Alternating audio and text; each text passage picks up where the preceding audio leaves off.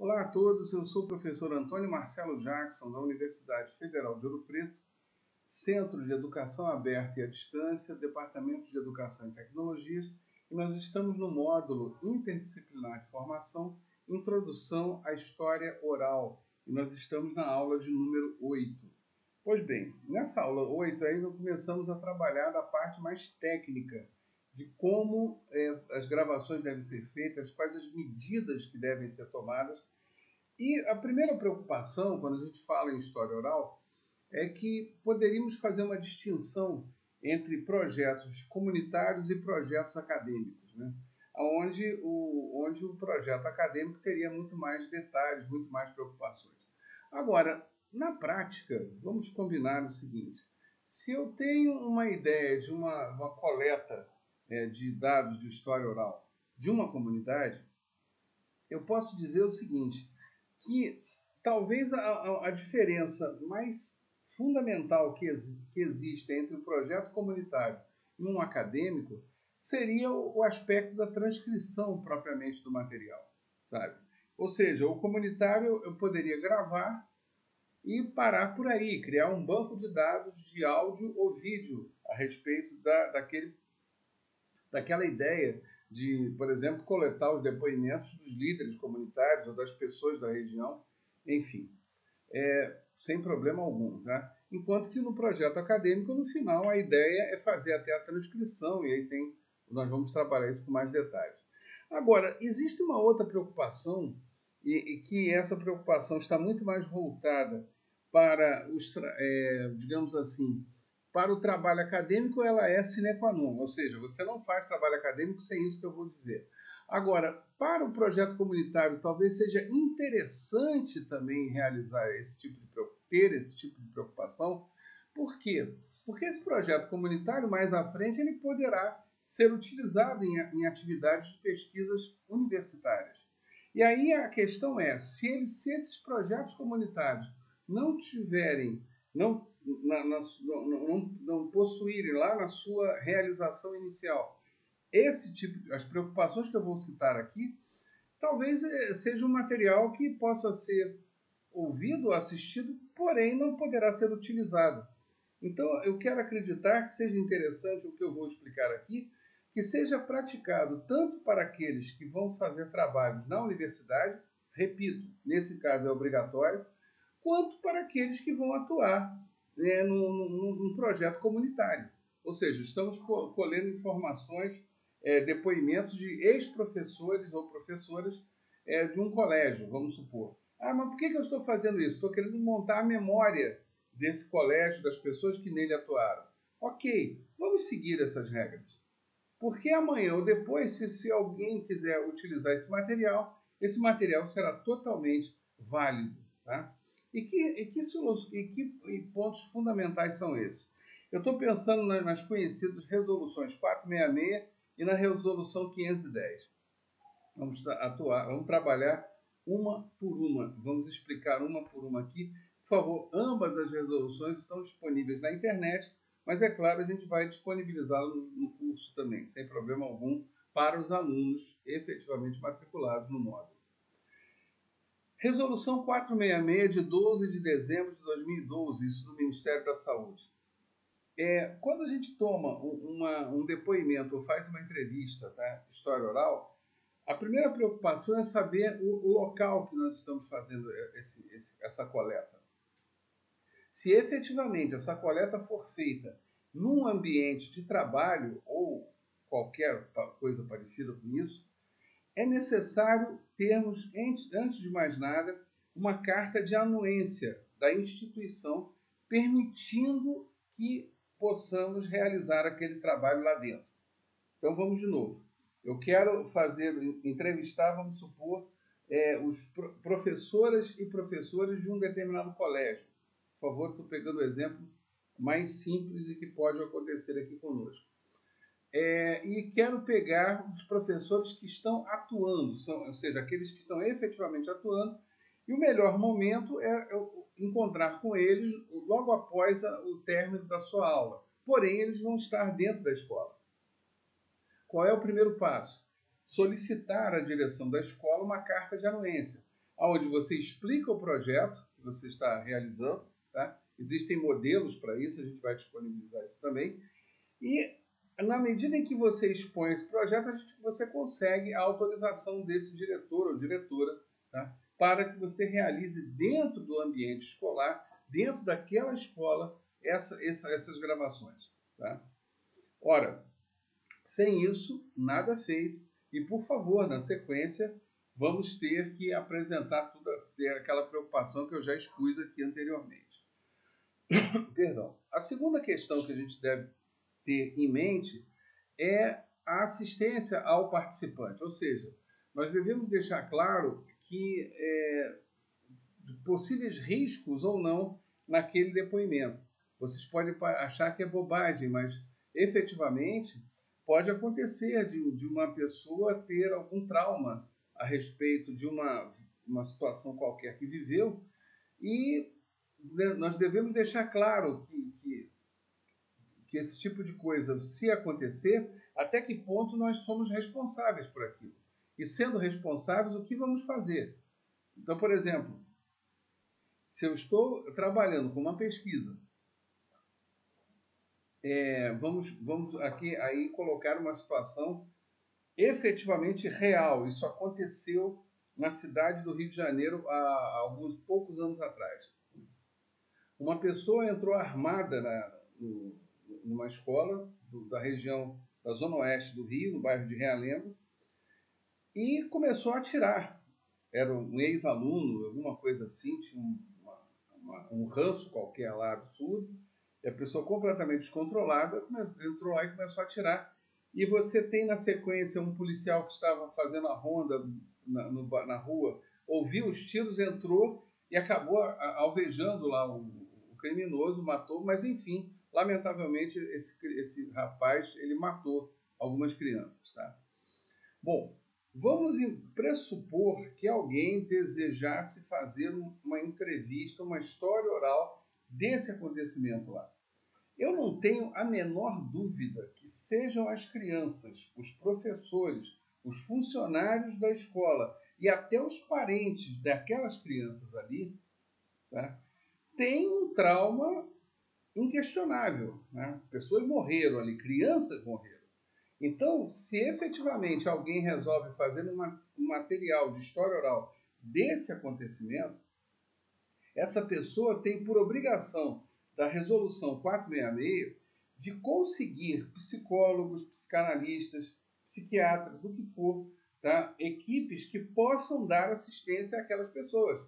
Porque na medida em que elas forem colocando para fora, nos seus depoimentos ou na sua entrevista, rememorarem aquele fato, alguma coisa pode acontecer, algum distúrbio pode acontecer. Então, efetivamente, você não pode, de maneira irresponsável, sair entrevistando essas pessoas. Ah, vou fazer uma entrevista, eu quero coletar a memória desse fato, né, desse lamentável acontecimento. Não, você não pode fazer dessa maneira. Você tem que ser responsável por isso. Então, é necessário verificar até que ponto se aquele depoimento pode gerar algum transtorno. Inclusive, até mesmo, se efetivamente, aí vamos voltar ao exemplo mais simples, numa memória de uma escola, pode acontecer se algum professor falar, não, olha, eu vivi situações desagradáveis, sinceramente, o melhor até é não tomar o depoimento daquela pessoa. Ah, mas aí vai ficar faltando sim. Perdão. Mas vai ficar faltando alguma coisa? Sim, mas em toda a história, toda análise historiográfica é assim. A gente não tem todos os dados, sabe? Então, efetivamente, você vai ter que respeitar. E é até de bom tom respeitar. Por quê? Porque se insistir com essa entrevista, você vai ter que tomar providências para dar suporte àquela pessoa, sabe? Por outro lado, também você pode colocar os benefícios daquela pesquisa. Quer dizer, expor, né? Isso vale tanto para o entrevistado quanto na apresentação que você faz. Quer dizer, e aí não precisa necessariamente gravar, mas ter por escrito isso e guardado junto com o material que você produziu. Que é colocar, olha, quais os benefícios dessa montagem desse banco de dados? Ah, são esses, aquilo outro, vamos fazer uma memória coletiva, etc, etc. sabe? Sem problema nenhum. E da mesma forma como, por favor, se fizermos a entrevista, se fizermos a gravação dentro do ambiente escolar, dentro da empresa, dentro de um clube, do que for, precisamos da carta de anuência da direção desse clube, dessa empresa ou da escola, o mesmo acontece em relação à pessoa. É necessário aquilo que a gente chama de TCLE, que é o Termo de Consentimento Livre e Esclarecido. Por favor, isso existe também na internet, não é difícil de conseguir, é um documento mais ou menos padronizado. Mas por gentileza, esse documento é essencial. Se efetivamente só precisamos da carta de anuência, se fizermos a gravação dentro de um ambiente qualquer, o TCLE, esse então não há nem o que discutir. Em qualquer ambiente eu preciso desse documento. Eu preciso do documento com o nome da pessoa, com a descrição ainda que sumária, sucinta, do que é o projeto, e essa pessoa tem que assinar, autorizando essa gravação. E ponto, sabe?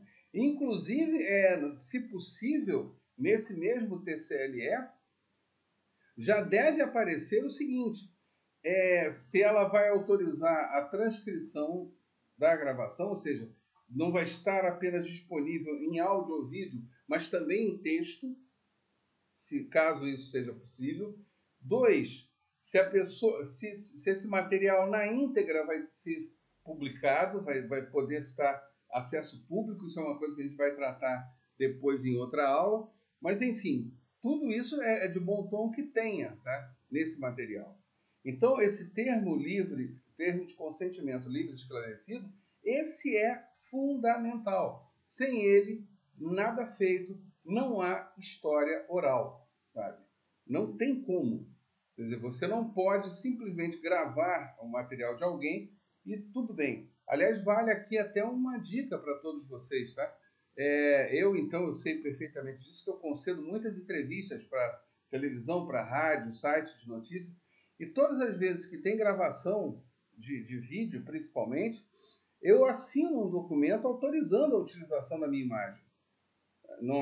Ou seja, a coisa não é feita assim, vamos gravar a pessoa vai participar e está tudo em paz. Não, não é assim que funciona. As pessoas dão autorização para a emissora de TV ou a rádio, conforme for, divulgar aquela imagem ou aquele som. Então, repare que a coisa não é feita de qualquer maneira, sabe? Então, muito bem. Dando continuidade aqui, além da resolução 466 de 12 de dezembro de 2012 do Ministério da Saúde, nós temos a resolução 510 de 7 de abril de 2016, também do Ministério da Saúde. E aí, o que se trata aqui? Essas preocupações todas que nós citamos acima da resolução 466, elas são fundamentais, ou seja, não há como abrir mão dessas preocupações. TCLE, a carta de anuência, assistência ao participante, benefício da pesquisa, etc. Quando estamos tratando de trabalhos de conclusão de curso, o famoso TCC, as monografias de final de curso, dissertações de mestrado, teses de doutorado ou pesquisas para produção de artigos ou livros, tá? Todas as vezes que esse material for coletado para isso, todas as especificidades da resolução 466 devem ser cumpridas. Ponto. Não há negociação aí. Por isso, inclusive, eu disse na abertura dessa videoaula que quando vamos fazer as gravações, mesmo que seja para um projeto comunitário, é interessante termos essas preocupações. Na medida em que, mais à frente, se aquele material que produzirmos, ele possa existir a possibilidade dele ser utilizado numa atividade acadêmica, inclusive a produção de artigo ou a produção de um livro, todo esse material é interessante que esses registros existam, porque caso contrário, nada feito. Tá? Nós não podemos fazer um livro, por exemplo, feita a memória da escola, agora vamos pedir a alguém para escrever um livro a partir desses depoimentos. Se não tiver essas autorizações, esqueça, o livro não sai. Não pode ser feito.